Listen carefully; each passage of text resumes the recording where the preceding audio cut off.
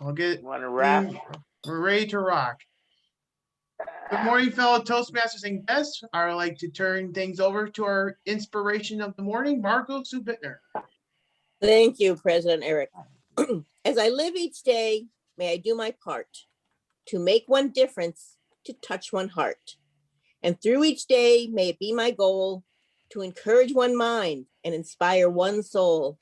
May I spend my days wisely in all that I do, caring and loving and living for you. As we say, amen. Amen. All right. Our pledge, and everybody have mute. I pledge allegiance to the flag of the United States of America and to the republic for which it stands, one nation, under God, indivisible, with liberty and justice for all. Good morning, fellow Toastmasters, and happy April Fool's Day. Did anybody get pranked yet? No? Now we got all day. I would like to say welcome back our guest from London, Chris Lloyd Davison. Chris, good morning. Welcome back.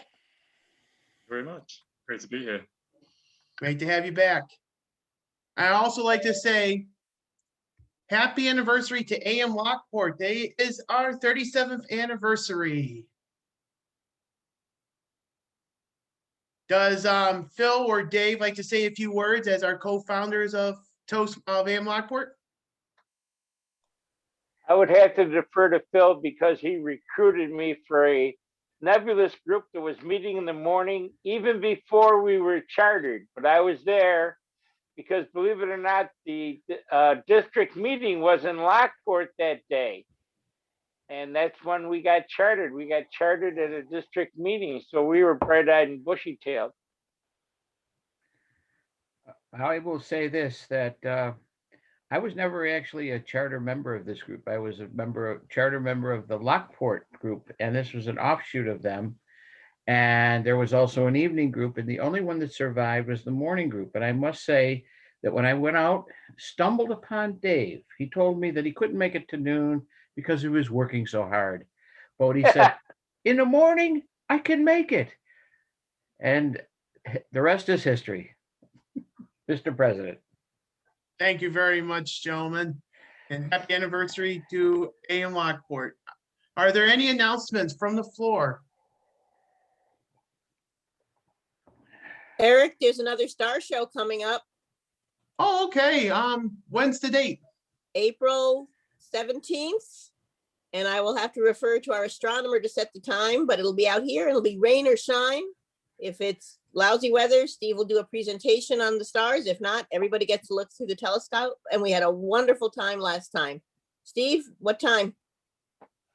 I'm thinking it'll be closer to 9 o'clock by then. But So let's say 8:30 so we can let's say gather and 8:30. visit I first. like that, yes. Beautiful, thank you. We happen to have an interesting event going on that night, so I just found out. Mars will be extremely close to the moon. It will have a beautiful slim crescent of a moon to look at. So you might actually see Mars next to the moon. Yeah, you will. Well, otherwise you might not because the moon was full. Well, the moon was full, you ain't gonna see anything. All right, so April 17th, 9 April p.m. 17th, yes. Thank you very much. Are there any other announcements?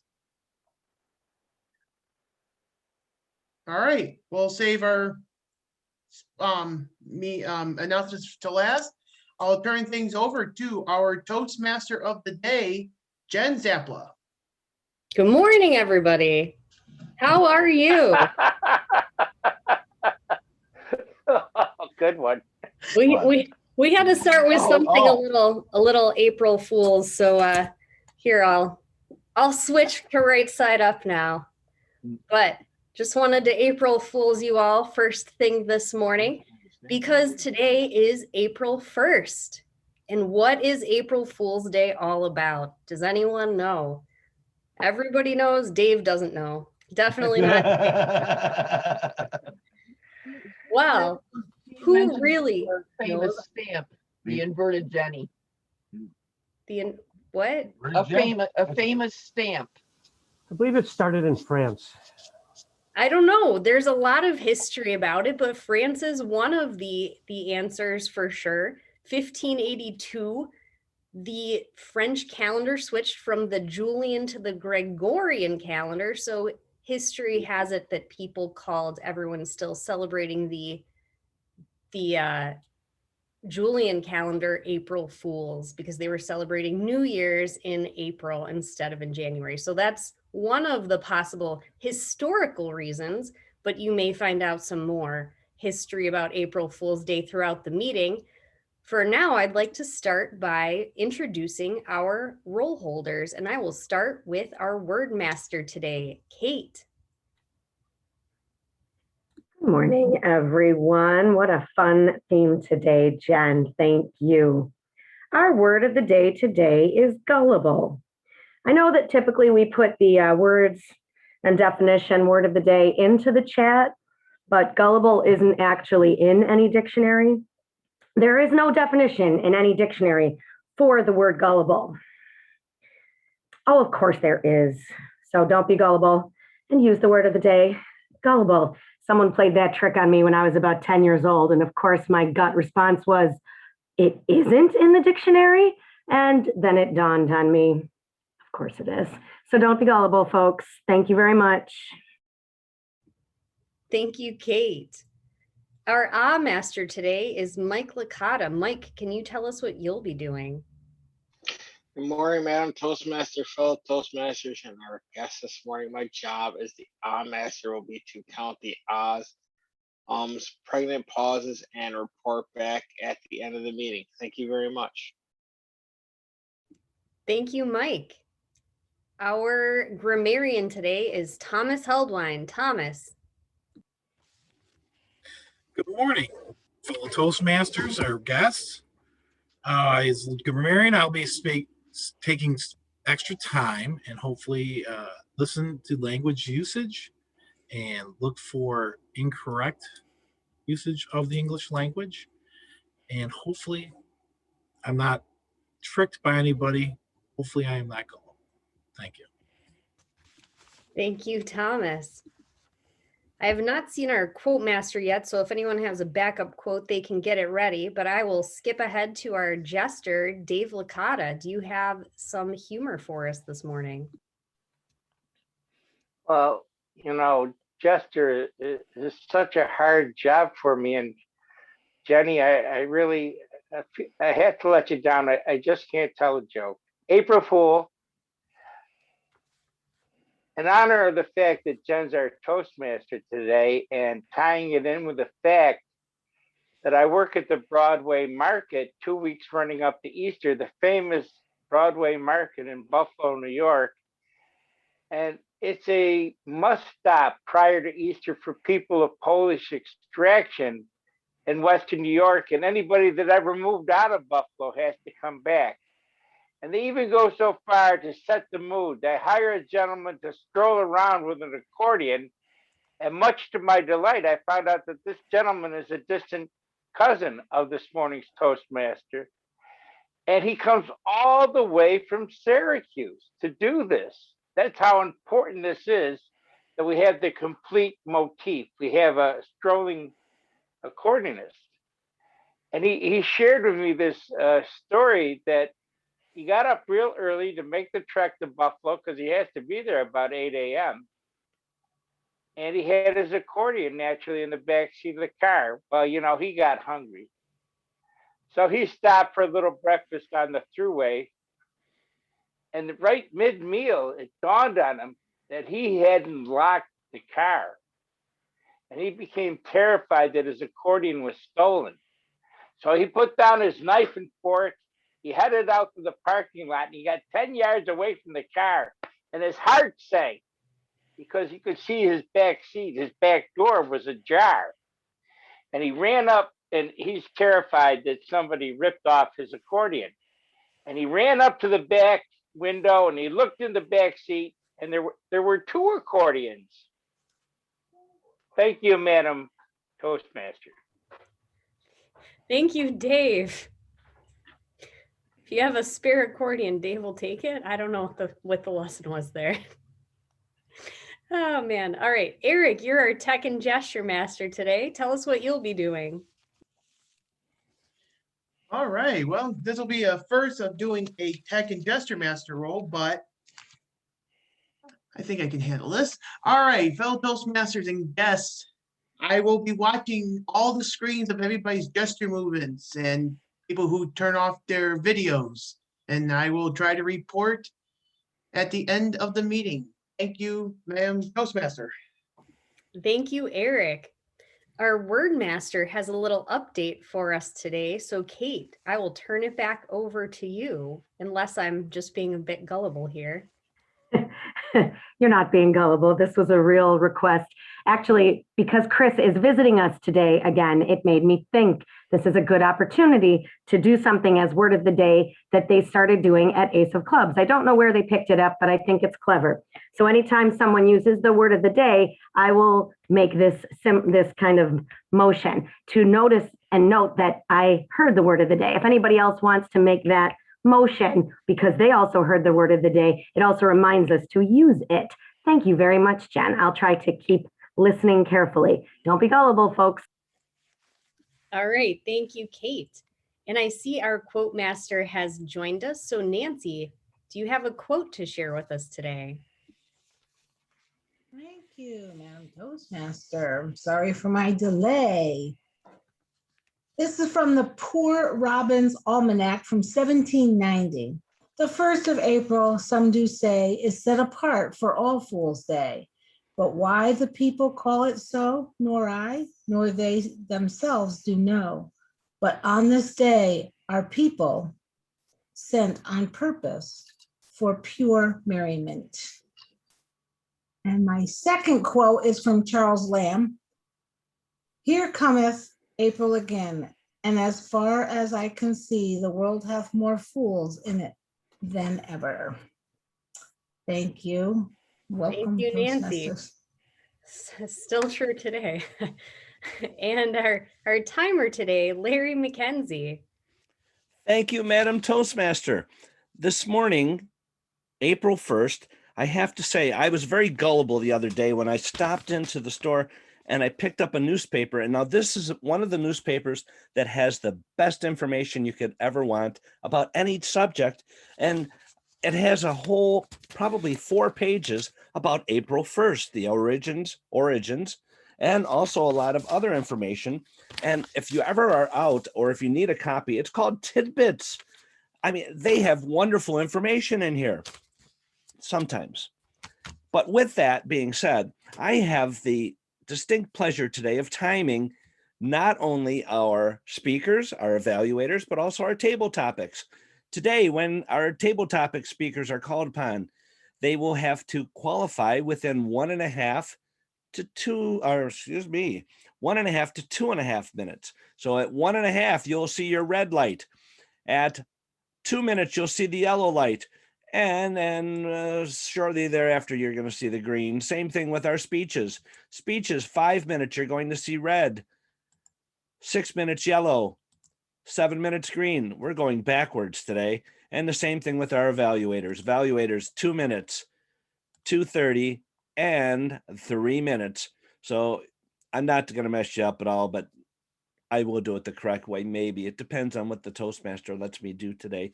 So don't be gullible if you see the wrong light. Just figure out you practiced, you did it. Madam Toastmaster. That's very good. All right, Larry. Well, I'll let you use whatever lights you want. You know, I think maybe you should base it on the speaker. Dave's not speaking today, is he? Just all right. And our general evaluator today, I will go ahead and introduce him as well, Samir. Thank you, Madam Toastmaster. As the general evaluator, I'll work to improve everyone's organization, motivation, and evaluate everything that takes place during the meeting. I'll conduct the evaluation portion of the meeting, as well as be responsible for the evaluators, our timer, and timer, and ensure that the meeting gets evaluated and we have good feedback on the meeting as a whole. Thank you. All right. Thank you, Samir. Now, what other history is there around April Fool's Day? Apparently, the festival of Hilaria, people used to dress up in disguises and impersonate one another. And historically, April Fools came to Britain in the 18th century, where they would send people on phony errands or put a kick me sign on your derriere, according to the History Channel, I believe it was. And there are some really funny historical pranks from back in the day. So I picked out a couple of my favorites that I found on the worldwide interweb.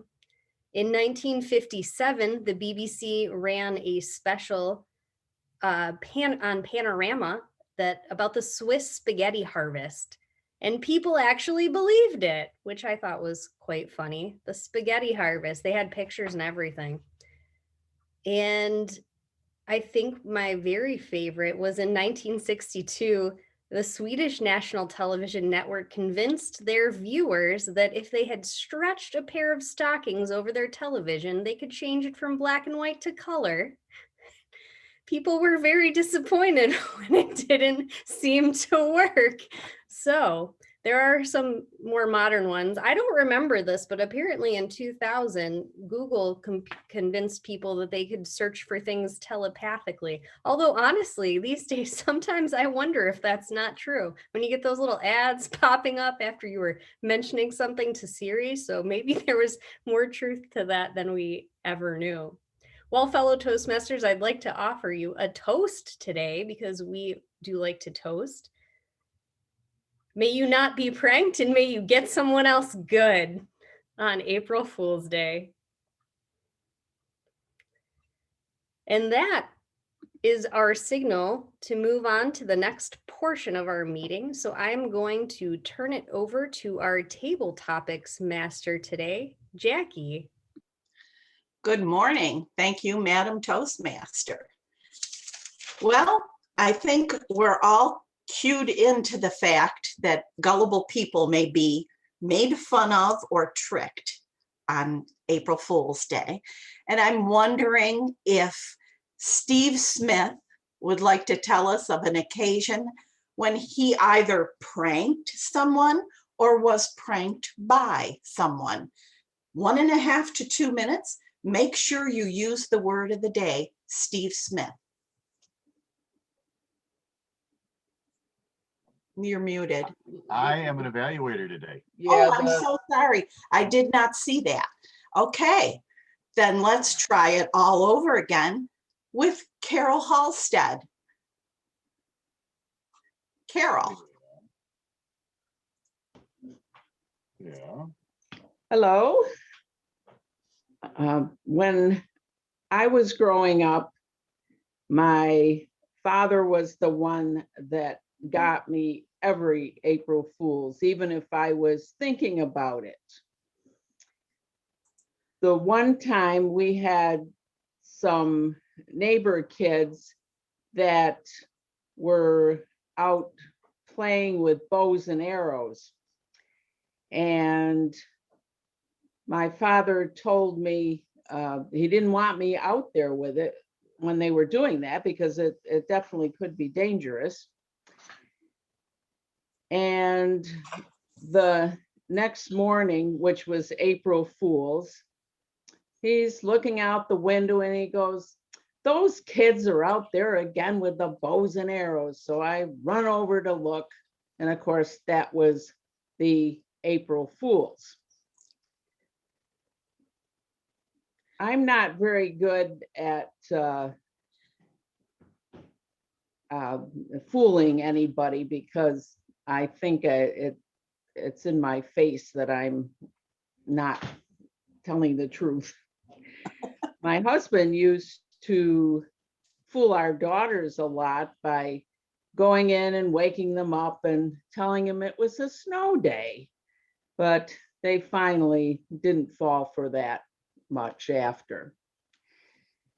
We had an April Fool's, actually it was on May 1st. Back in the 70s, my husband went in for surgery and we woke up that morning there was snow all over. So we kind of had an April Fool's in May. And the snow, actually, it wasn't just flurries, it stayed on the ground at least all that day. But I kind of think that April Fool's jokes are a little bit mean, and I'm not a real fan of them. Madam, table topics, because I'm very gullible. There you go. Thank you, Carol. And now I think all of us would like to hear from our guest, Chris. Can you tell us a little bit about customs or pranks that go on in your neck of the woods? Remember to use the word of the day, and remember the timing light is backwards this morning. Chris. Thank you very much, Madam Topics Master. I imagine it's probably much the same as it is in your part of the world as well. I do remember as a child, I was incredibly gullible. I remember somebody at school coming up to me and they held up their fingers and they said, look, I've got 6 fingers. And they had their 5 fingers, but they'd made a foil finger and they'd stuck it in the middle of their 2nd and 3rd finger. So I was like, no, you don't. You've got 1, 2, 3, 4, 5, 6. Oh, wow, that's so cool. And then they just removed their foil finger and said, gotcha. And I was never the same person again. Such a terrible moment, of course. So we do definitely like to prank each other as well. And 3 years ago was also incredibly memorable. And this was also a moment when I thought I'd grown out of being gullible, but apparently not. Basically, somebody on Facebook early in the morning said, we've gotten engaged. My girlfriend and I are engaged. And something about it didn't look quite right. It just looked a bit sort of like a fake photo. But I thought, oh, congratulations, excellent. I realized about 30 minutes later that, oh, okay, April Fools. And then this was actually Easter. So almost 3 years ago today, I then had an Easter lunch in a pub with a friend and her family and her boyfriend. And this was after 12 p.m. So after midday, apparently you're not allowed to do it anymore. And they made an announcement, oh, we've gotten engaged. And I thought, ah, good one, good one, good one. Nice April Fool. Oh no, they're being serious. So luckily I didn't open my mouth, otherwise I would have got myself into a huge amount of trouble. And I did explain to them afterwards that, look, a few hours ago on Facebook, I totally fell for an engagement prank and now this is the real thing. So that could have gone south very quickly. So thankfully I didn't vocalize any kind of because otherwise I might have had to crawl into a hole for the rest of my life. So that was a very close shave actually. So I imagine, yes, April Fool's is very much the same as it is over in upstate New York. I'm not sure whether you do the 12 p.m. cutoff point like we do. A lot of people I know just ignore that anyway and just continue doing April Fool's because it's only one day of the year, so why not? Thank you very much for the question, Madam Topics Master. Thank you, Chris. And last but not least, Mark Campos. Your past life probably has some pranks in it that you'd like to share with us. Mark. Well, thank you, Madam Table Topics Master, fellow Toastmasters. Mom, I appreciate the opportunity this morning. I am really struggling to remember a time where a really good prank was put over on me or where I've been able to pull one on someone else. Now, I am a little bit foggy this morning. Just came back from vacation a couple days ago. Got my 2nd COVID shot yesterday, so a little off today. So excuse the lack of memory. But this comes to mind. It's a bizarre twist of fate. Today is April Fool's Day, and the baseball season is about to begin. And as most of you remember, or I hope you remember, I am a diehard New York Mets fan, which in of itself is a bit of a joke in there. But this year is really going to be different. And I don't think I'm being gullible in this case. We've got a new owner. He is rich beyond belief. He is the wealthiest owner in Major League Baseball. We've got competent leadership in charge of the team. We traded for an all-star shortstop. We signed him to a contract extension. This is the year, fellow Toastmasters, and I will be unbearable if it finally happens and the Mets win the World Series and make this Toastmaster a happy guy. Am I being gullible? Yeah, probably, but hope springs eternal. It's April 1st, it's springtime, and as all Mets fans say, you gotta believe. Madam Table Topics Master. Thank you. Best wishes for that, Mark. And now, Madam Word Master, could we have a report on how our competitors did this morning? Thank you, Madam Table Topics. All three contestants used the word of the day. Carol Ann once, slipped it in at the end, Chris twice, and Mark twice. Thank you, everyone, for not being too gullible and forget. Thank you, Kate. And our timer, could we have a report? Yes, Madam Table Topics Master.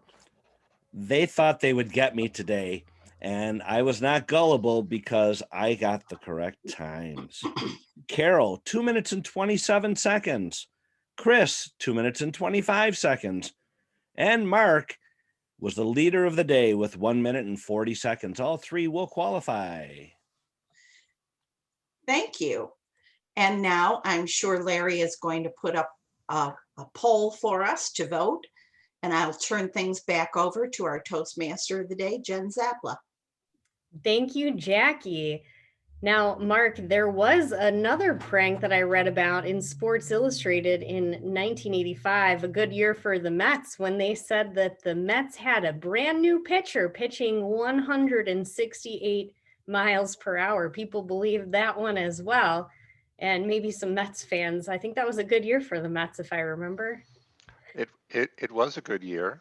And you're speaking of the legend of Sid Finch. I'm sure Dave knows all about it because he knows everything. I am indeed. That is the legend I'm speaking about. So April Fool's is good. And Jackie, some good pranks you were reminding me of this morning. I'll just share a good one that we pulled on one of my managers once. I used to work an overnight shift, and we happened to be collecting random children's toys at the time, and someone had brought in a baby pool, and it was like this beacon in her office, just this little tiny kid's pool. So we set it down in the middle of the floor. You know, you can't get that out the doorway once it's laying flat on the ground. And we spent some time filling it up with water, you know, a pitcher at a time. And then we left for the day. And she came in a few hours later to find a baby pool. We even managed to have someone run out and get us a rubber ducky. And it was just floating along in the baby pool when she got into her office. I was convinced they were going to call us back in to clean it up, but they didn't. I don't know why. So that was a good prank in case you're looking for some ideas this morning and you have a manager who won't fire you for leaving. If you're in the office, I guess that is, you do have to be in the office in person. So a couple of ideas there. I also, same manager, she must have been gullible. She was also deathly afraid of hermit crabs. And I once bought a hermit crab shell and I put it in her, in a little cage in her office, and I put two names on it, you know, and I said like Herbie and Mac.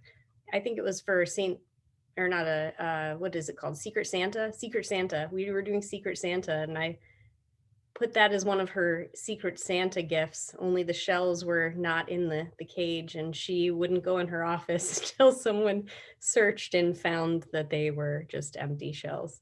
I had not actually left her hermit crabs. I don't know how a person can be afraid of hermit crabs, guys. Anyway, I guess everyone has some unnatural fears or strange fears. It looks like it is time for our speaking portion of the meeting today. And so I will introduce our first evaluator to introduce our first speaker. Steve, will you do the honors? Thank you. It is my honor today to evaluate Dr. Gerald Stevens, who is doing the Dynamic Leadership Program, an L3 elective, Connect with Your Audience. And his time will be 5 to 7 minutes. I assume you have the title? I do have the title. Gerald Stevens with Russian Tales Part 2. Gerald. Morning, fellow Toastmasters and our guests and Madam Toastmaster. My wife and I arrived in Moscow, leg 3 of our journey from our honeymoon by train from St. Petersburg. It was early in the morning. We had to take the subway, the Moscow subway. I was told that the Moscow subway was very easy to navigate, well labeled, and there'd be no problems. But in truth, that was not the case. I guess I was a tad gullible. It was not labeled well at all. And the announcements for the stops were garbled. So we were trying to find our stop and we had no clue what we were doing. Luckily for us, a kind, gentle Russian gentleman befriended us, hearing our panicked voices and American accents. He said, "I will take you to your stop." So he did. He took us to the stop and he took us to our accommodations, our bed and breakfast. Walked way out of his way. A unexpected kindness to an American in Russia. Who knew that would happen? Our accommodation was a little different. When we walked up to it, it was surrounded by a bunch of black Hummers and some hulking security guards, all in black. So we wandered up through security. They had our name. We walked up right past them. They said, "Hey, go ahead," waved us through. And we went up to the top floor. Then they began shouting at us. "What is going on? I don't know what is going on." It turns out we were walking up to the big boss's suite. The whole place had a bit of a mafioso feel to it. Could have been mafia related, who knows? We had our accommodations. What do we do next? We head out to get some tickets to the Bolshoi Ballet. This was one of the dreams my wife had always wanted to experience. So we found a ticket office, walked right up there, sold out, the cashier told us, of course. This particular ballet was an anthology of 90 years of Russian dance. So we're a little disappointed and dejected, and we started walking away. Surrounding the ticket office was more of the black Hummers and gargantuan men in black outfits. One of them said in his best English, "2 tickets. I have 2 tickets." I said, "Hey, I'm game." And he said, 1,000 rubles. 1,000 rubles? Game on, it's time to haggle. So back and forth we went, shouting out the numbers. And I brought the amount up to 500 rubles.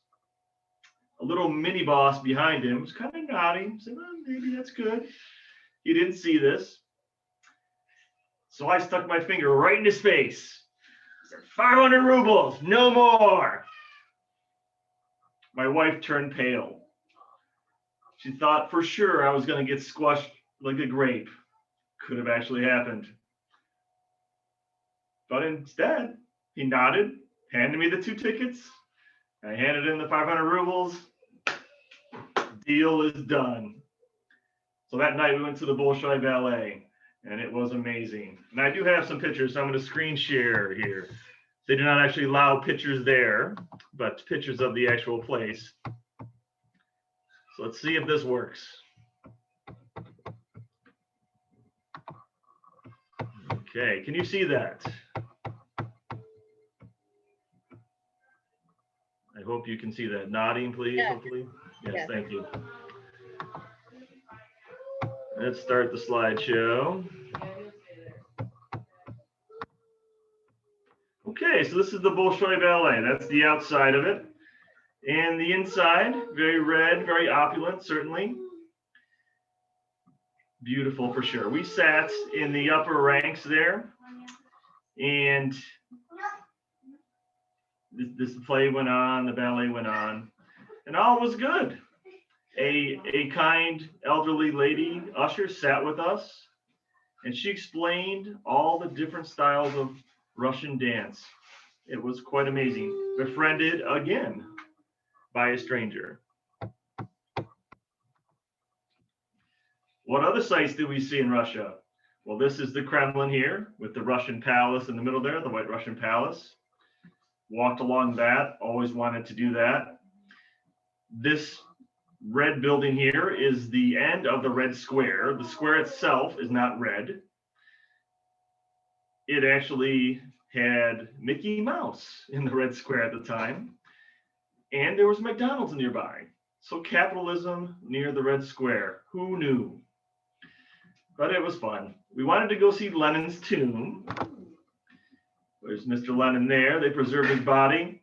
But unfortunately, it was closed because they had a big parade that was going on, a celebration of some kind in Russia. Military might everywhere, tanks, guys in arms, men and horses, definitely Russian pride displayed.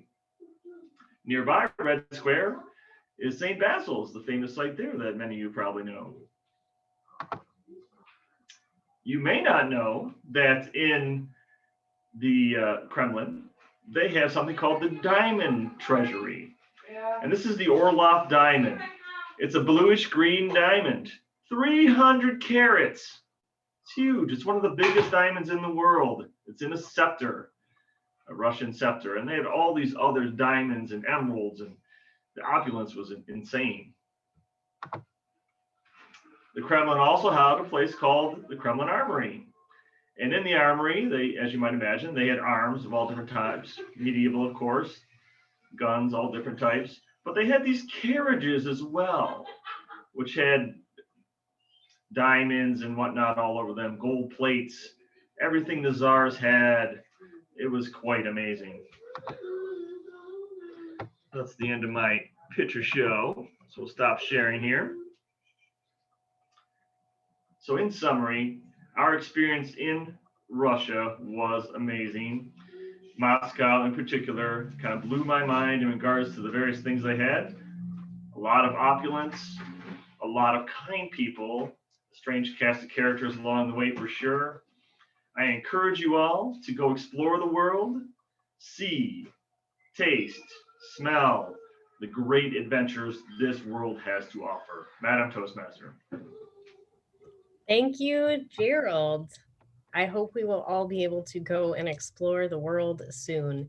You were reminding me there was another prank where someone claimed that Disney would be putting the body of Lenin on display at Euro Disney. So that was another another April Fool's prank. I can't remember what year that was in, but interesting. That was not true, in case you were wondering. Our second evaluator today will be Dr. Anne-Marie LENHARDT. So I will turn it over to her for our introduction of speaker 2. Good morning, fellow Toastmasters and our guest, Chris. Len Thornton will be doing the pathways, level 1, researching and presenting. And his purpose or goal would be to learn to review basic research methods and present a well-organized and researched speech on any topic. And just as an introduction, social media is not all bad if you're looking for an escape from the politics, the Parisians, and the pandemic. Look no farther. So Jen, do you have his title? I do. Thank you. Len Thornton, the clock is ticking. Thank you, Madam Toastmaster, fellow Toastmasters, and our guest. It's been a little over a year since this pandemic started. And a lot of us found ourselves with excess free time on our hands. So binge watching is the first thing you think of, but eventually you run out of good things to watch and you just get tired of watching Netflix. And you get tired of the politics and the partisanship and the bickering, and of course, all the news about the pandemic and what you should do, what you shouldn't do. You just want to escape sometimes. So I, like many thousands and millions of other people, found this beautiful social media site called TikTok. And for those of you unfamiliar with it, I would like to introduce to you what my experience has been on TikTok. I'll be sharing my screen. I originally hoped to do a PowerPoint presentation a la Jen last week, where her face was superimposed in the PowerPoint, but sadly, it doesn't allow you to do that with video, only with still slides. So we'll have to wait on that. But I will be sharing some here. The first one I'm going to introduce you to is Jess Ferris. Now, she's an entomologist. This one's actually really funny. The base word here is the use of things that create English word gruntle, which meant to be so grumpy that you grunt like a pig. This is also an interesting word because it's a hybrid word with the Latin-derived prefix dis and the Germanic Middle English word gruntle. And as you probably know, the prefix dis usually means lack of or not. So theoretically, this gruntle should mean not grumpy. But this is the case when a negative prefix is used as an intensifier, which actually happens a lot. Like the word restore, for example, literally means to cry out excessively. And the word demonstrate literally means to thoroughly point something out or show it to be true. And to defraud someone is not to unfraud them, but to thoroughly swindle them.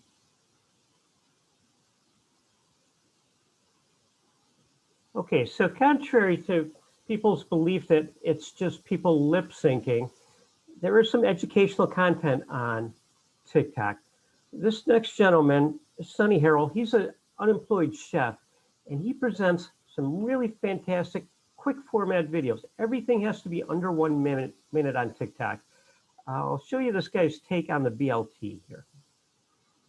Look, BLTs are great, but this BLT is legendary. Now let's go. Pan, parchment, and bacon. Always bake your bacon at 400 degrees. If you don't believe me, just go read the comments. Butter up some sourdough bread. And just rain down a little rosemary salt. If you know, you know. Medium heat pan, toast up that bread. Pull the bread off when it looks like this. Took about 4 minutes. Slice up some tomato, about a 1/4 inch. Always a little bit of salt and Sergeant Gilbert on the tomato. I'm doing avocado too. Bacon took 20 minutes for me. Just drain it. Let's build. Basil, garlic, parmesan, mayonnaise. Oh, avocado here on the bottom. Now go to town with the bacon. Tomatoes up here and butter lettuce. Tap it. Light pressure. Oh, don't mind me, Fritz. I'm just sleeping right here. Oh, that's as good as it gets, my friends. Until next time, you know I love you. I'm out. So they put a lot of energy into these videos, and there's usually very high production value, and there's some running gags in a lot of them that you follow. TikTok itself was founded in 2017. It went worldwide in 2018, and now boasts over 800 million regular viewers. There's been 2 billion downloads. It is free, of course. Now, most of the videos are in a portrait format here. Now, next one I'm going to show you is a person who has a hobby of doing makeup and special effects. This is not her job, but she just took it upon herself to learn and perfect this craft here. And her name is Lauren. See what you think of this one. I hope these videos are coming out all right. Can I get a thumbs up if you're seeing them and hearing them okay? Awesome. Thank you Can't so hear much. too well. Can everybody hear okay? We can No, see the them hearing fine. isn't great. Yeah, but we can see them great. I don't see the video though. It seems it doesn't play on my screen. Just I'm not seeing the video either. I see your folder with your files and like a screenshot of like the, an image of the video, but not the video itself. Oh, the video's not showing? I have the same here. Yeah. you may have to click on the video screen to get the video running. I think. I don't know. I have the audio from the video, but the video is not moving. It's not animated. Let's try this again here.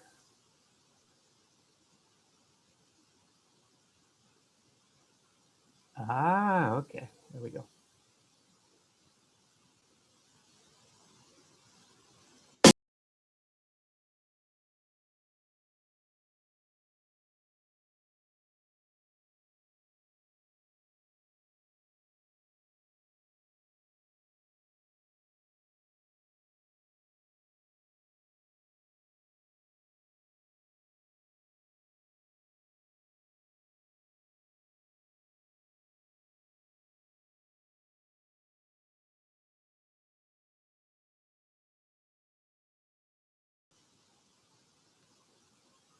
Okay, and the next one here.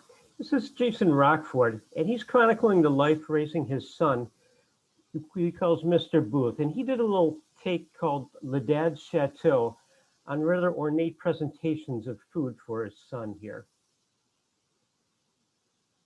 Mr. Booth, bienvenue. The fish of the day is going to be a baked Tim salmon after last week's hit, grilled Mike Trout, which is a brown sugar glazed salmon rushti. That it's an incredibly intelligent dish that's made with 400 degrees. It's served alongside a Lord of the Rings second breakfast of potatoes, a broccoli and aisles of broccoli and smiles, and the lovely kiwi shawarma. Cheers. Mr. Booth, the pastry chef, is really Dickens. Okay, hope that one came out. I'm running out of time. Let's just do one more here. This guy's called Cole the Science Dude. And this is a rather, in another educational video, and he dispels myths that people have about things. Let's go to that one.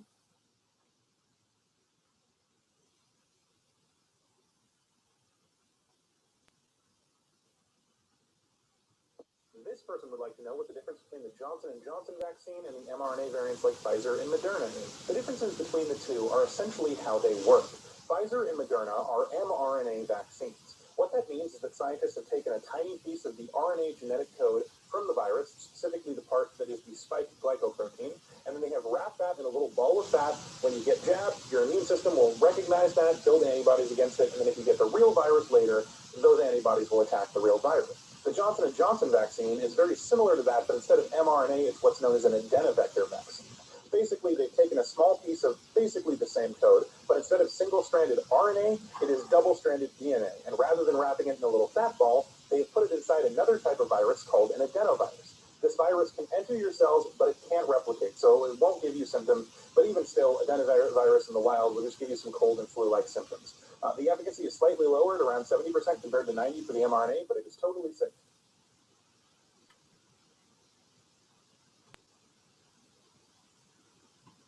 Okay, time is becoming a factor for me here. I'm not so gullible as to believe I can keep going on and on with all this incredible content here. But I think that gave you a little bit of a taste. And what TikTok has done for me is renewed my faith in the younger generation. When I see these young people putting so much effort into these videos and such high production value, it really boosts my optimism for where the world is headed. I hope you enjoyed this little introduction to TikTok. Madam Toastmaster. Thank you, Len. I'm sure we'll be seeing some pranks on TikTok later today if you're looking for some April Fool's ideas.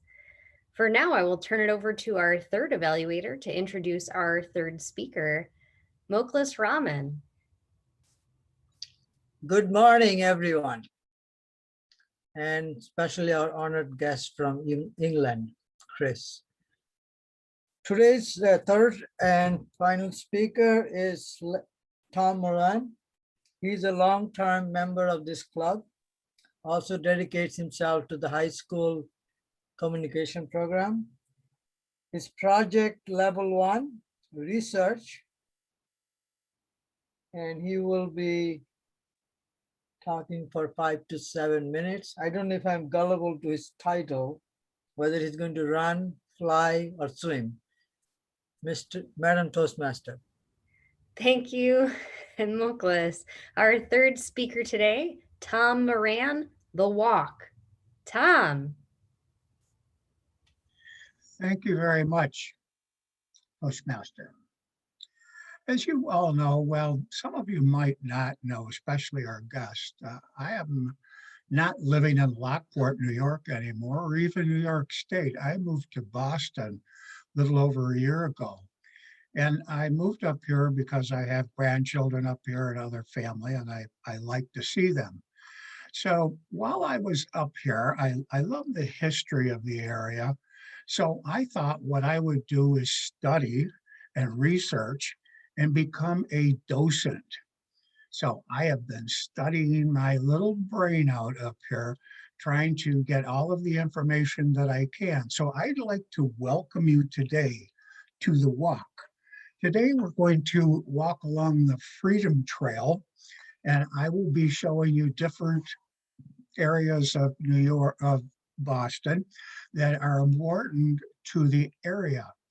Now, before we start, if anybody has any questions along the way, just raise your hand or shout them out if that's how you feel. And I will try to answer most of your questions if I can. If I can't, of course, I'll be straightforward with you and give you an answer anyway. That's how I operate. So Boston's the start of a democracy. It's one of the earliest settlements here because it's on a huge hill and people just normally congregated here. Oliver Wendell Holmes referred to Boston, and I quote, as the hub of the universe. And nobody up here will disagree with you. And believe me, if you ask the people up here, they will confirm to you that they are wickedly smart. So it started with the taxes. Of course, you're familiar with the Stamp Act and the Townshend Act, where tea was taxed, paper was taxed, glass was taxed, just about everything was taxed. And in 1773, they had this event called the Boston Tea Party, where the colony and people got onto the boat and they threw off 342 chests of tea into the Charles River. And this was a protest for them. And the protest did continue. Where we're standing right now in Boston Commons. Boston Commons is the oldest city park in the United States, founded in 1634. And this is the area where people could come and speak freely.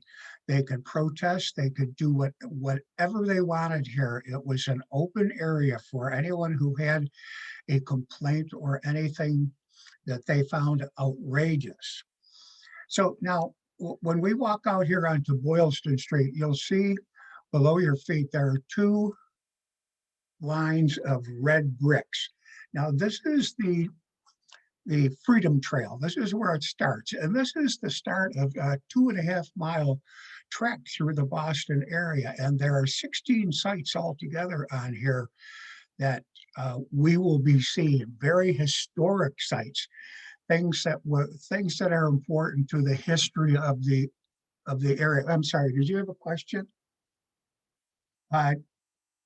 No, Gillette Stadium is not on the, yes, I realize the New England Patriots are historic in their Super Bowl wins, and Tom Brady is the best. Yes, we all realize that, but that's not on the Freedom Trail, okay?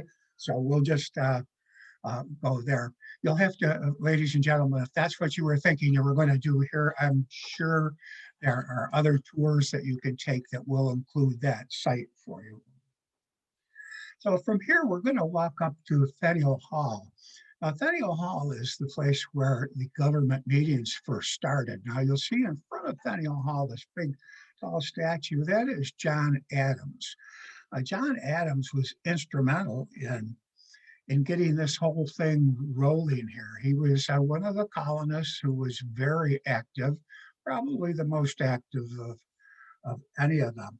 Now, if you'll notice in Faneuil Hall, the reason they call it Faneuil Hall is because the individual who built the hall was a Frenchman and his last name was Faneuil. Now, he originally built it or wanted it built because it would be a marketplace. And he noticed that the Boston area had no marketplace in it.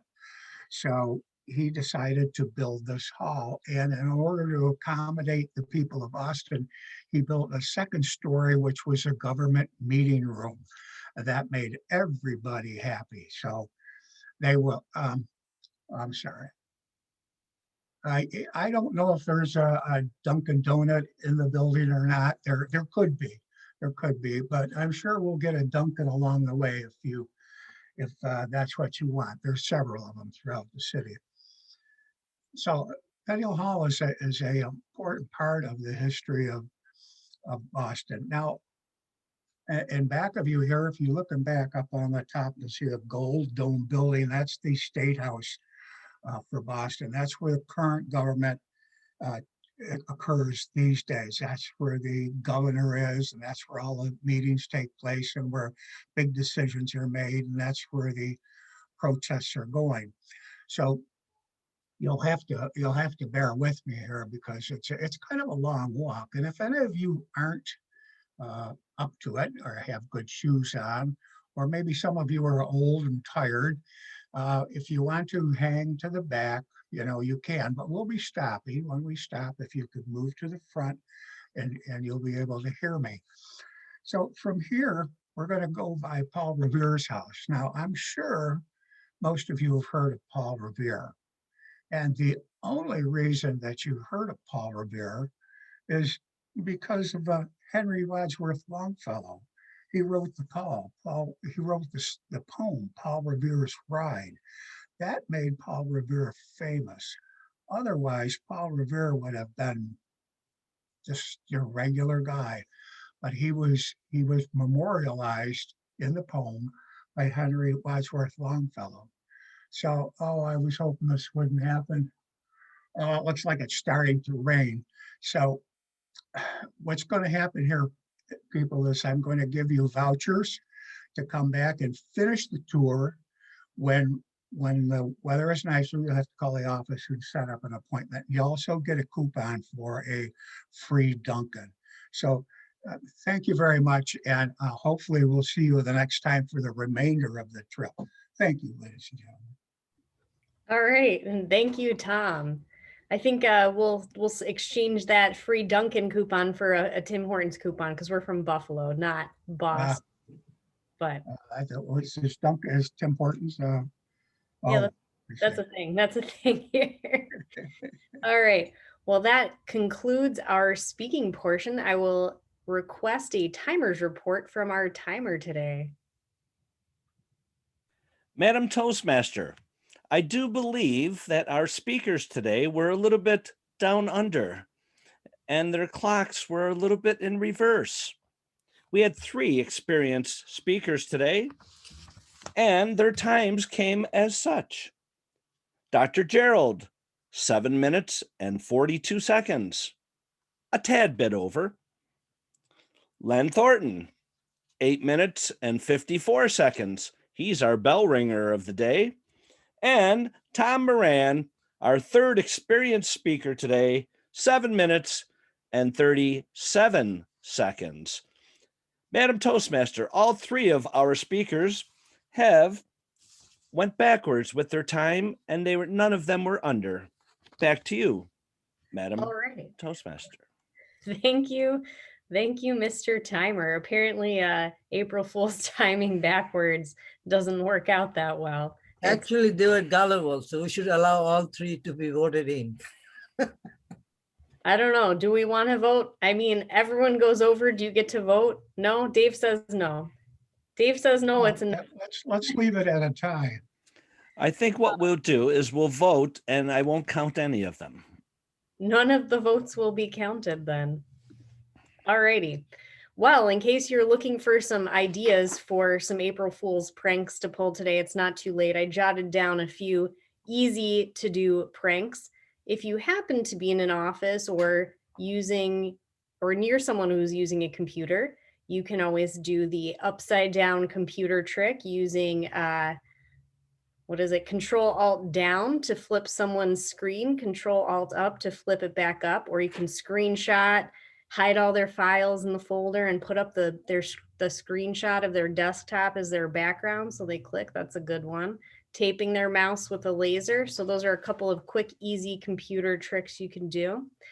Now, this one's fun. If you have someone afraid of bugs or snakes, you can get some of those little fake bugs, probably pick up a little pack from a craft store maybe, and you can put them in a lampshade, little fake cockroach in a lampshade, freak someone out, or in the light so they turn on the light and see it.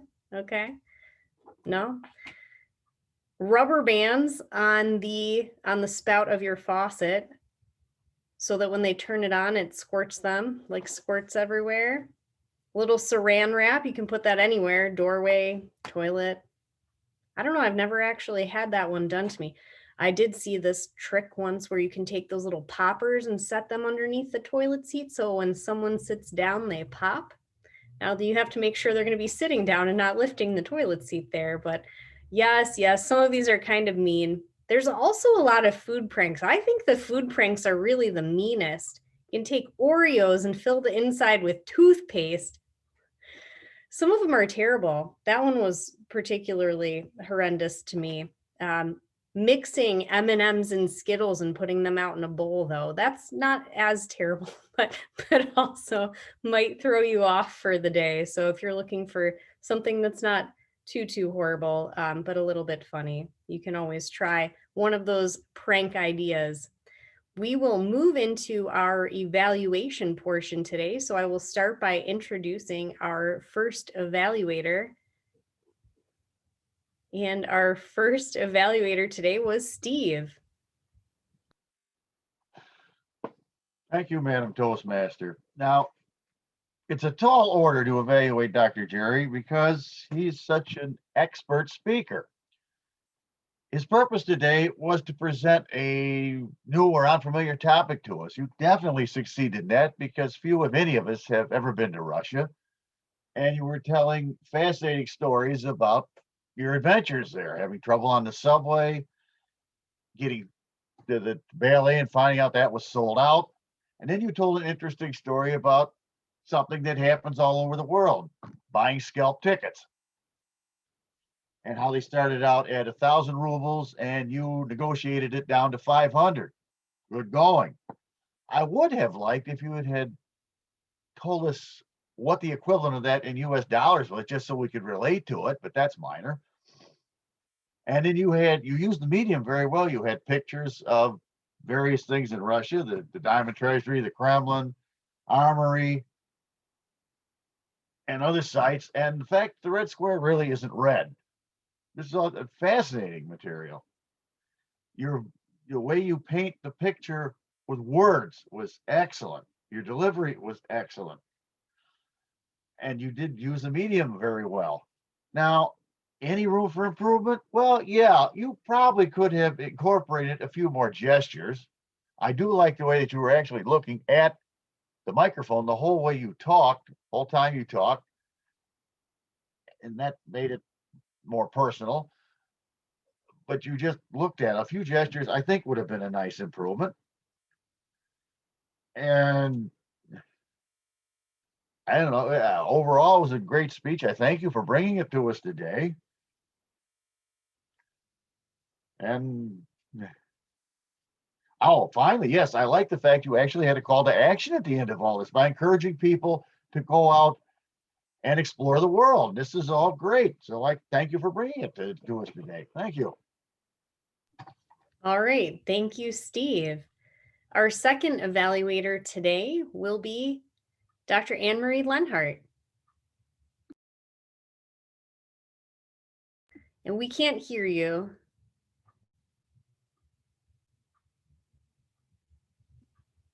Can you hear me now? Yeah. Good morning, fellow Toastmasters, and especially Len. It's always wonderful to be able to evaluate a seasoned speaker. The clock is ticking, and you really introduced us to TikTok. I loved your introduction because it's so relevant to all of our lives. We've been locked up in the pandemic, and the news is constant. It never stops, all the horrible things, and we absolutely positively do need an escape.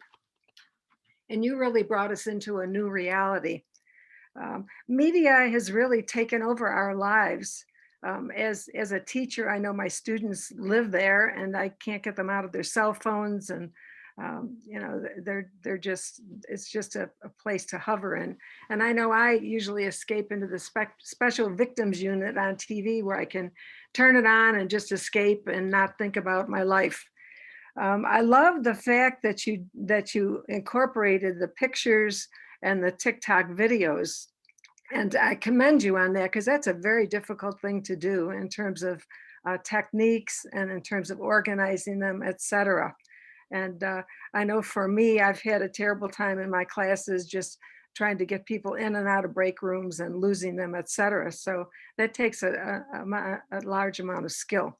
In terms of your presentation, just the basics, you had some good gestures. You had great eye contact with us, and you're very organized. So in general, you had all of the bare bones that are necessary for presentations. A couple problems in terms of technical problems. And I say to myself, you are our tech master. If you have problems, there is no hope, Father, Son, Holy Ghost, for the rest of us, because you know, it's just such a complex area to put it all together. So, you know, I think under the circumstances, you did a good job. We really couldn't hear in the beginning, and you did change it, and then you made the visuals very graphic, and they were excellent. But the last one you put on disappeared. So I'm looking forward to your future speeches, and it was very entertaining. Thank you very much. All right, thank you. Our third evaluator today, Moklis. Yes, good morning to everyone, and especially Tom. That was a fascinating tour of Boston, because we all know many of the research area that you did as a tour guide. Boston Tea Party, Boston Common, Freedom Trail. Someone snuck in New York Patriot, I don't know why, or the Patriots, the football team. And then Daniel Hall and John Adams. Overall, it was a very well-researched topic, and I enjoyed it very much. And I'm sure everyone else. Content was great. Delivery was smooth. Of course, as an English teacher or high school teacher, your language is always excellent. As Anne Leonard said, you had all of the basic elements done very well. We appreciate for sharing with us. Now, as some of our members say, we must make some suggestions for improvement. It's difficult.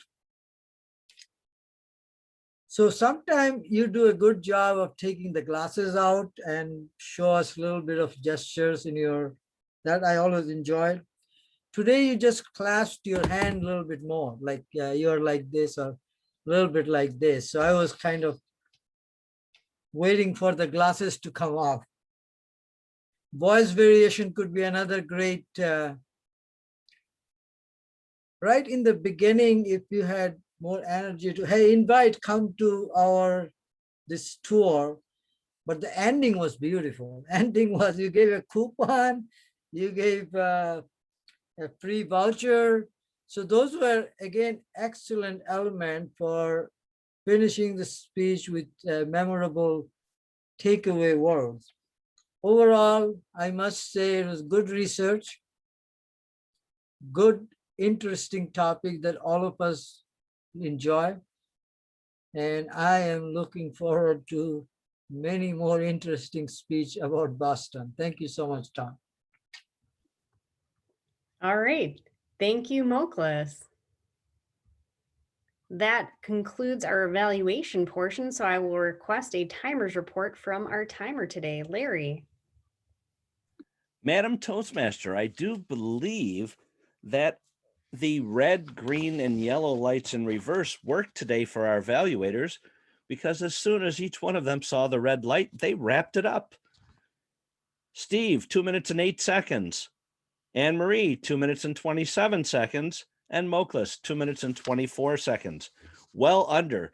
So if they give their time that they had left to our speakers, I believe everyone would have qualified today. Madam Toastmaster, don't be gullible. All right. Well, hopefully no one will be gullible today. We've alerted you all that it is April Fools, and hopefully no one's had a prank pulled on them yet this morning. We'll let Larry go ahead and put up the poll so everyone can vote for their best evaluator today. And with that, I will turn it over to our general evaluator, Samir. Thank you, Madam Toastmaster. Am I asking for reports? You can call for reports, or you can just give your general evaluation of the overall tone and evaluators, and I can do reports if you want. Either way.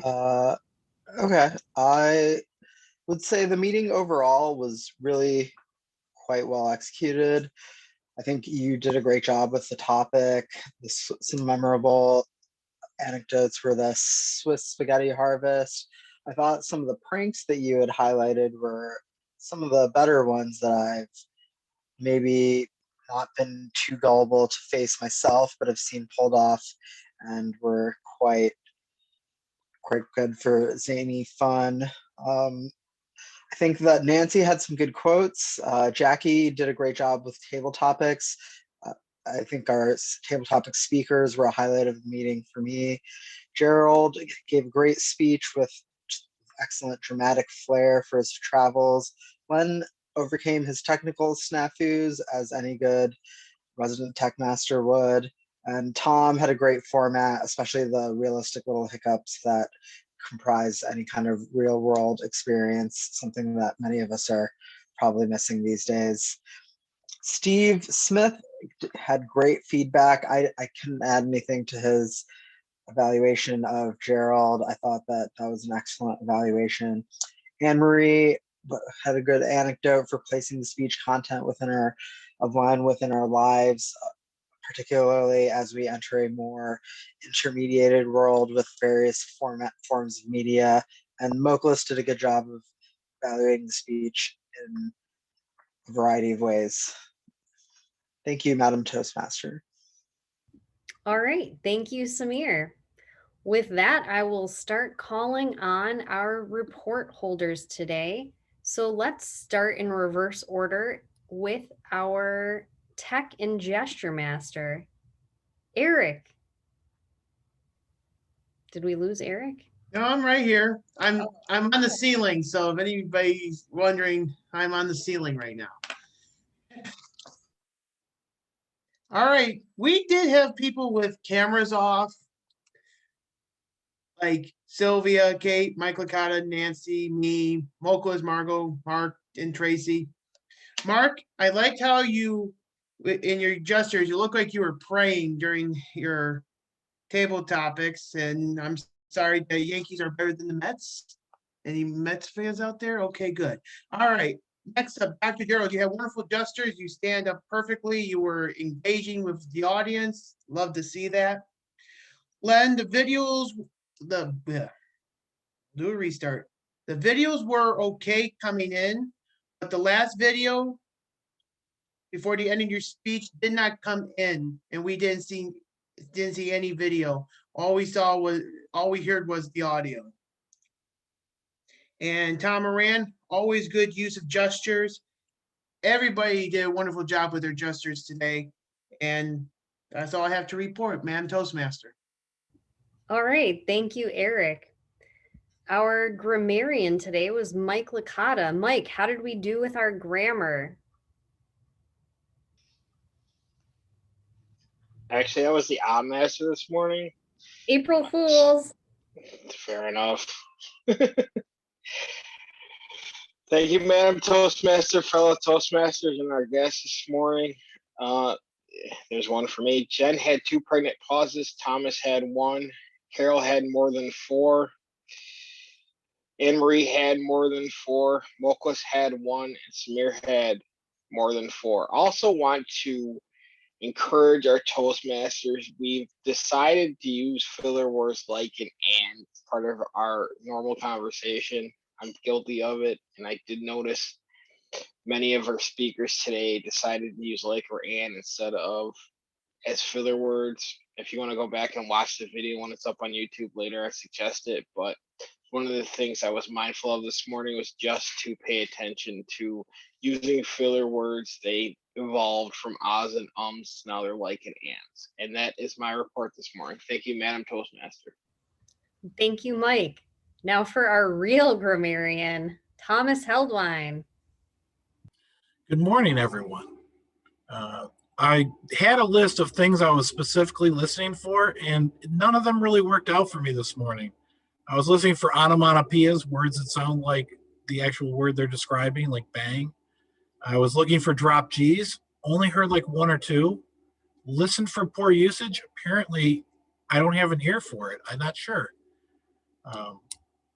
So what I did is I did make a note of all the statements or phrases that really stuck out to me that you don't hear that often. Dave used make a trek. I heard your neck of the woods. A bizarre twist of fate. And my winner today is hulking security guards. And I also found it funny that you would not find gullible in the dictionary because almost every single time it was used in the chat, it was misspelled. Thank you. All right. Thank you, Thomas. Now, if you haven't noticed, our tech co-hosts have put in the chat our guest book for our guests to sign, as well as a link for messages for our speakers today. So if you have a minute, take that time and write a note to our speakers. Now let's see, who do we have left on here? Our word master, Kate. How did Gullible fare today? Pretty well. I like the prank from Thomas at the end. Not only did he put a wonderful background on that I wish I had found before the meeting about the pronunciation of gullible, he also tricks us to look back. Did everybody spell it wrong? Of course not. We are Toastmasters and our spelling tends to be pretty strong. In addition to all of our table topics, who I earlier reported Carol and Chris and Mark used it, we also had Thomas once plus his background. Jen and Larry tied, I believe, for the usage at 3 times each. Jackie and Gerald and Len, Moklis in the chat as well as he said it, and Samir. Thank you all. Don't fall for anything today. Be on your toes. Thank you, Jen, for a great topic. All right. Thank you, Kate. And finally, our quiz master today, Jim. I may have neglected to introduce you at the beginning of the meeting, but hopefully you prepared a quiz for us anyway. Good morning, Madam Toastmaster. Yes, I have. When was AM Lockport Toastmasters chartered? April 1st. What year? 1984. Very good. Wow, we were all listening. What will be close to the moon when we have our next meeting with Mars? Yes. Mars. Very good. April 17th. Very good. The BBC reported on the Great Swiss Spaghetti Harvest. When was that? 1954. I defer to Chris.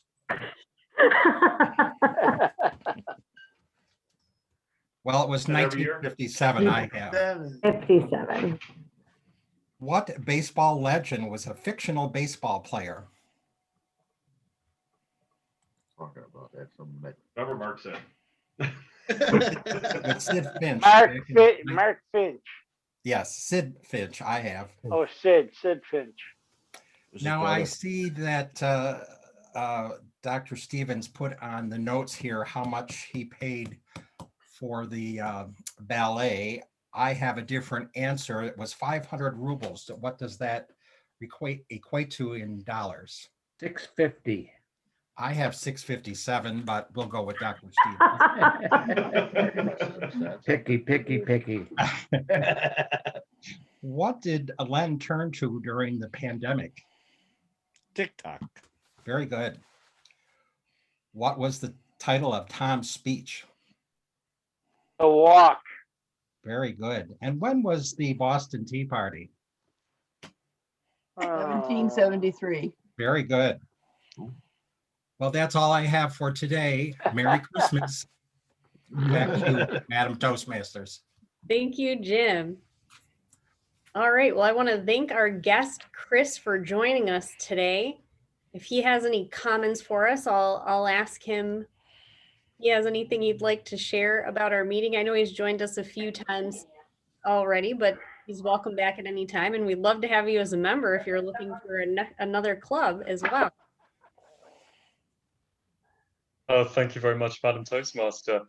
Unfortunately, this is probably the last time we're going to be able to attend because I've got a new job. But bad news, these meetings are in the middle of the day in this part of the world, so it's unlikely I'll be able to attend any more of your meetings, which is very sad because this is a fantastic club. And Oh, he froze. We got screen freeze. All right. I don't know, Chris, we seem to have lost you here.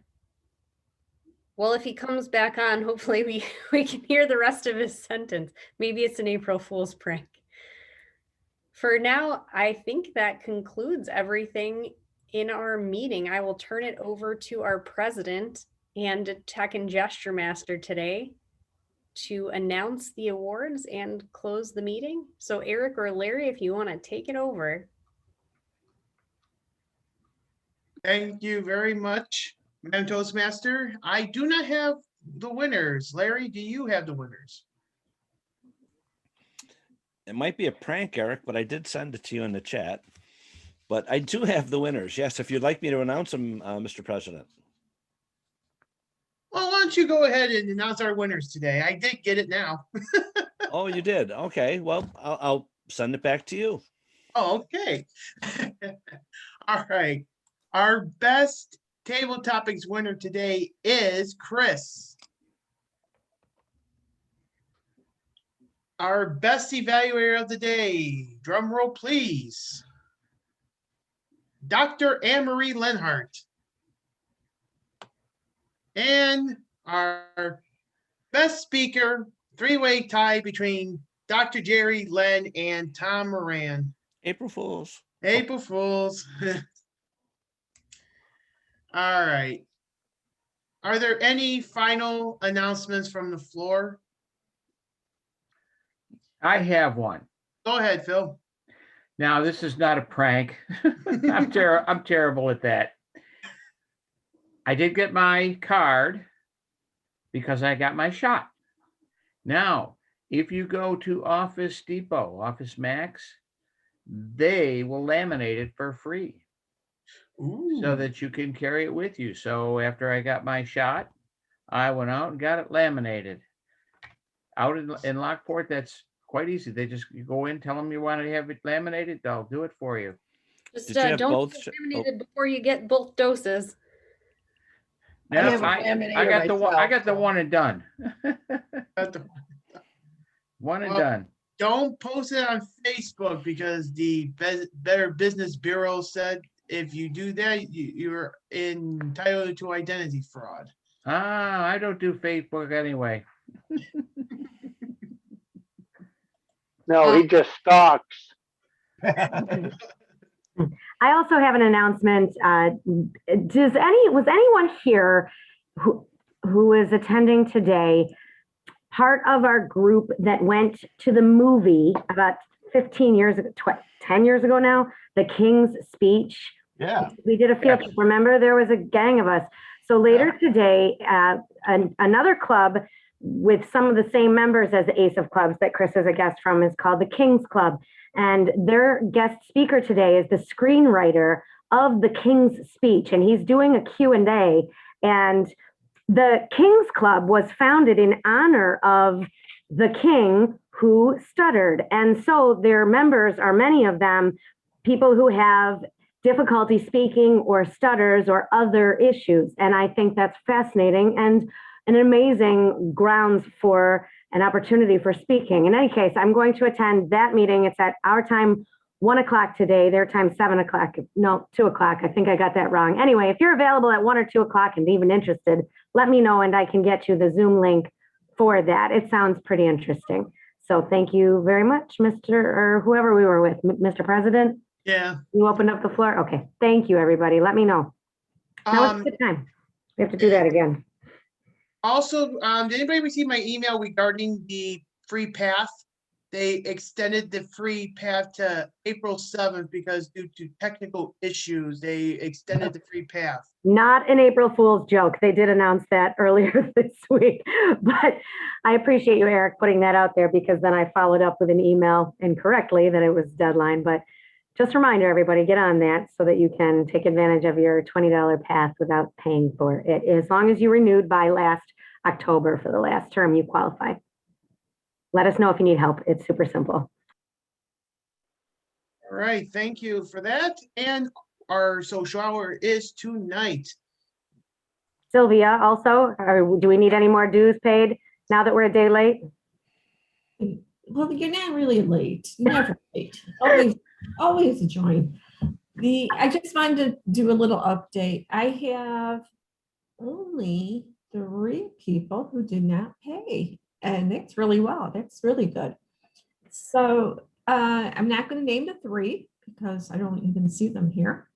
And they can pay on PayPal, mail me a check, whatever which way. They go on the Toastmasters, I think, and pay through there. So please pay, and then I can have you recorded. There's only 3 people. Please pay. Beautiful, thank you. Next week's Toastmaster is yours truly. I do have a theme for next week. Is Walker, Texas Ranger. We're gonna have some Chuck Norris jokes. We're gonna have some fun. We're gonna watch some Chuck Norris do his roundhouse kicks. Time to do some punches. So let's look forward to some good old Chuck Norris fun next week. All right. With that, I adjourn the meeting. Happy Thursday. Happy April Fools. Don't get pranked on today. Or if you are pranking somebody, be careful. Don't be, what's the word of the day, Eric? You didn't use it yet. Don't be gullible. Ah, thank you. You're welcome. Little quick reminder, Larry, I think you need to be finding officers for next year. The deadline is May 1st. Yes, we will present a slate next week. Okay, thank you. Thank you, everyone. I adjourn the meeting.